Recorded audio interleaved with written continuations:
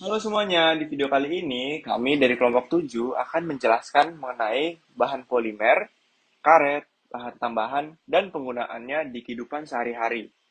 Sebelum masuk topiknya, kami akan memperkenalkan diri kami sendiri. Yang pertama, ada Samuel Rumah Horbo, M. Gading Rinzani, dan saya sendiri Peter Evandi. Nah, yang pertama, saya akan membahas mengenai apa sih polimer itu. Polimer merupakan molekul raksasa atau makromolekul yang merupakan gabungan dari monomer-monomer. Polimer sendiri mempunyai massa molekul yang relatif sangat besar, yaitu sekitar 500 sampai 10.000 kali berat molekul unit ulangnya. Dan istilah polimer sendiri berasal dari bahasa Yunani yang terdiri dari dua kata, yaitu polis yang berarti banyak dan meros yang berarti bagian, yang berarti banyak bagian atau banyak monomer. Lalu, untuk pengkelompokan polimer dibagi menjadi empat. Yang pertama, berdasarkan asalnya. Yang kedua, berdasarkan proses pembentukannya. Yang ketiga, berdasarkan jenis monomernya. Dan yang terakhir, berdasarkan sifatnya terhadap panas. Nah, untuk pengelompokan berdasarkan asalnya, yang pertama adalah polimer alam. Polimer alam sendiri merupakan polimer yang terdapat di alam dan berasal dari makhluk hidup, sehingga tidak perlu diciptakan lagi oleh manusia.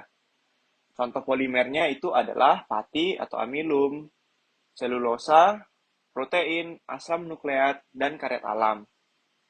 Untuk contoh di kehidupannya sehari-hari, ialah biji-bijian, akar umbi, sayur, kayu, kapas, susu, daging, dan masih banyak lagi. Nah, yang kedua ada polimer sintetis.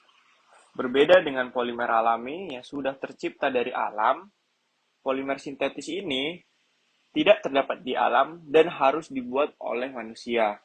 Contohnya adalah polietena, polipropena, PVC, polivinil alkohol, teflon, dakron, nilon, polybutadiena, polyester, melamin, dan epoksi resin.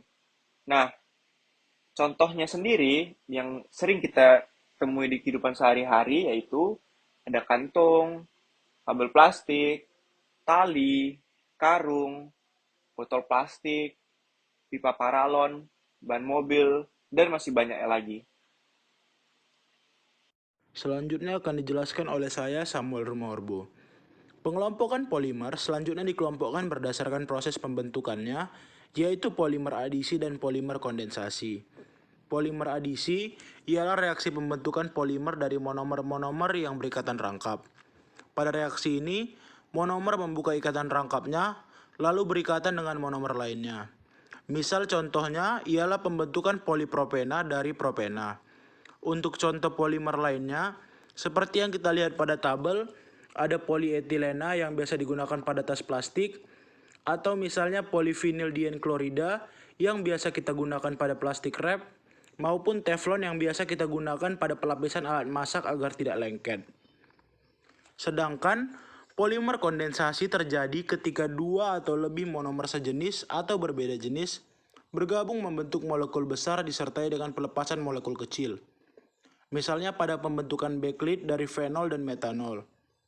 Adapun contoh lainnya seperti nilon yang biasa kita kenal sebagai benang nilon, dakron yang biasa kita gunakan sebagai isi bantal maupun isi boneka, atau backlit yang berfungsi sebagai isolator panas.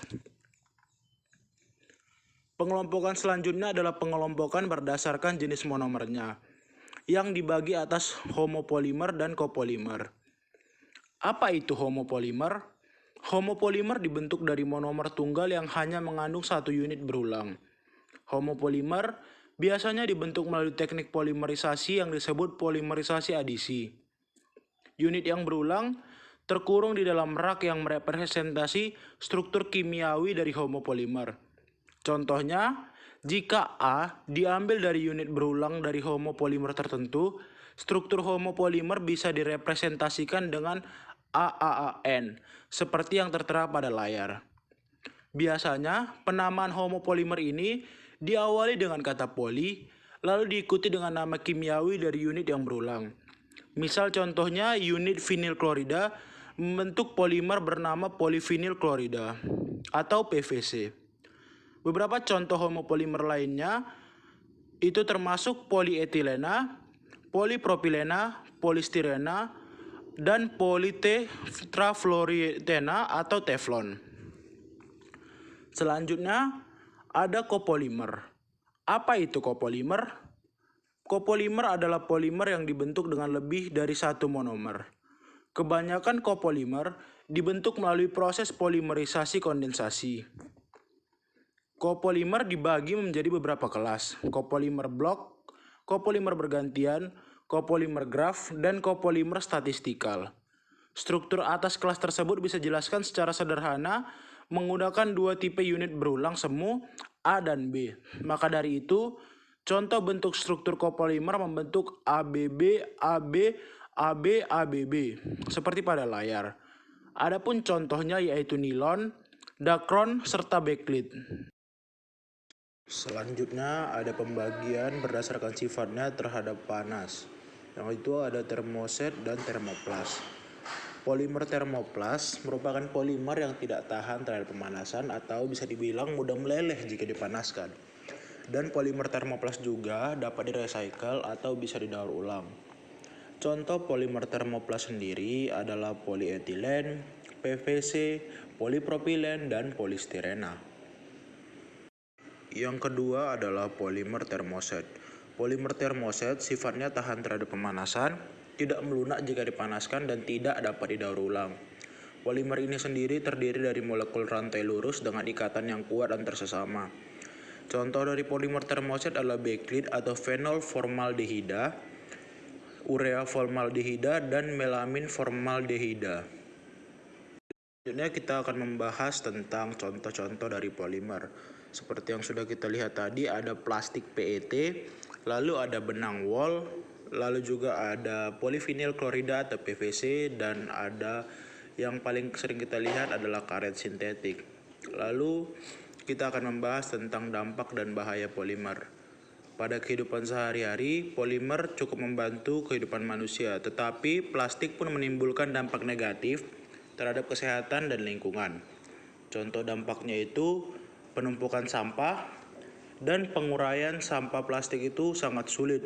Lalu sampah plastik itu mudah terbakar dan sampah plastik itu sangat beracun, apalagi jika dimakan. Lalu apa sih upaya-upaya yang bisa dilakukan untuk mengurangi dampak pemakaian polimer?